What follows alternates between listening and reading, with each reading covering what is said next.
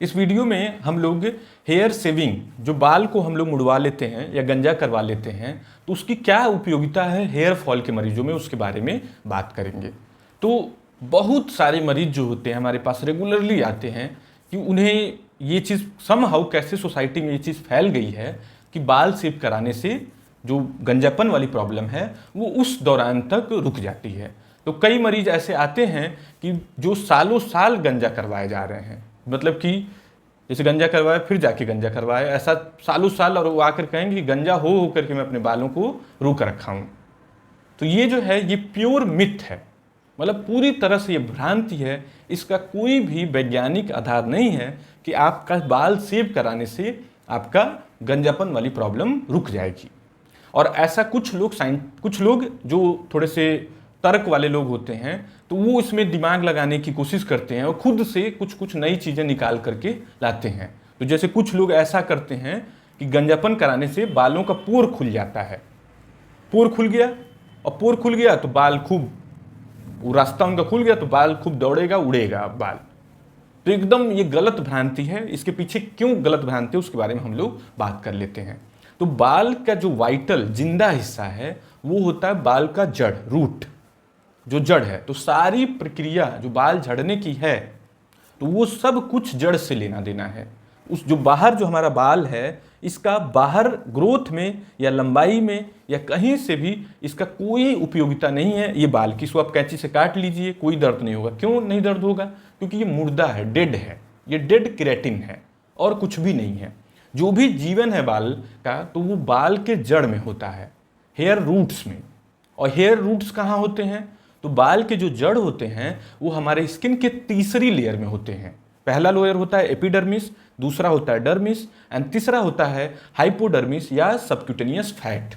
तो जो तेल वाली परत होती है वहां पर बाल, मतलब कि बाल बहुत ही गहराई में होते हैं। तो जो आप सेविंग कर रहे हैं उसका कोई लेना देना नहीं है आपके रूट से। तो ऐसा क्यों ये मिथ प्रचलित है?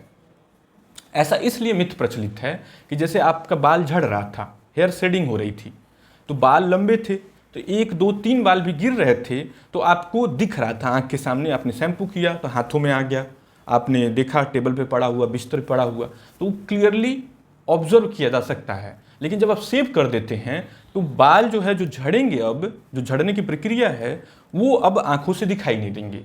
तो एक स्यूडो सेटिस्फैक्शन, एक झूठा संतोष हो जाएगा कि मेरा बाल झड़ना रुक गया है।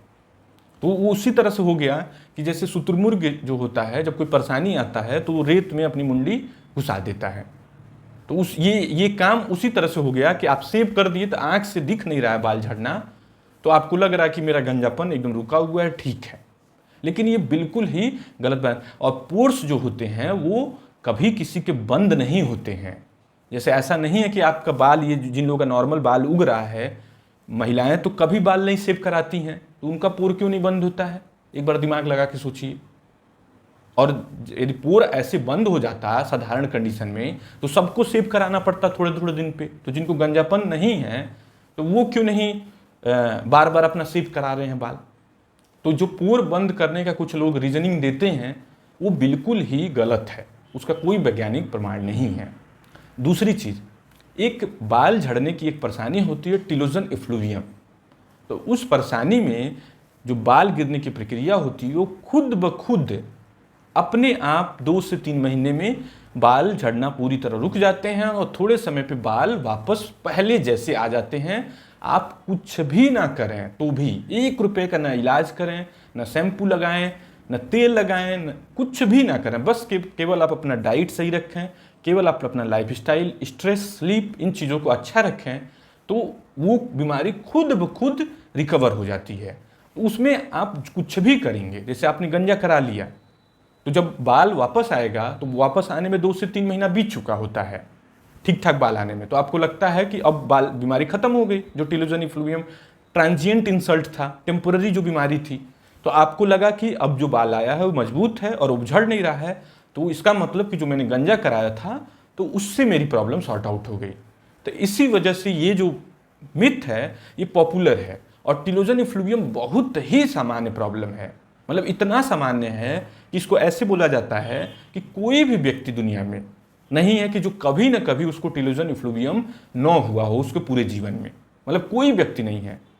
तो इसी कारण से ये मिथ अभी तक प्रोपोगेटेड है कि गंजा कराने से बाल हमारे मजबूत हो जाते हैं, गिरना रुक जाता है और नए बाल भी आ जाते हैं। तो ये सब गलत भ्रांति है। तो ये भ्रांति जो पैदा हुई है वो टेलोजन इफ्लूवियम वाले बीमारी की वजह से पैदा हुई है। इसी तरह से एलोपेशिया एरिएटा नाम की एक बीमारी होती है, तो उसमें भी कभी कभी बीमारी अपने आप पूरी तरह से ठीक हो जाती है थोड़े समय के बाद। तो जैसे आपका गंजापन आया, आपने सेव किया, 2-3 महीने में बाल वापस आएगा, बीमारी जा चुकी है तो बाल आपके पूरी तरह से नॉर्मल आ गए। तो फिर से कन्फ्यूजन और एक हम निष्कर्ष हमारा मन निकाल लेता है कि गंजा हुए थे, इसी वजह से मेरा बाल झड़ना रुका, इसी वजह से मेरी बाल वापस हुई। तो उसको गलत चीज़ों को आपको अपने मन में नहीं रखना है, सही जानकारी से सही चीज़ों पे पहुंच सकते हैं। Thank you.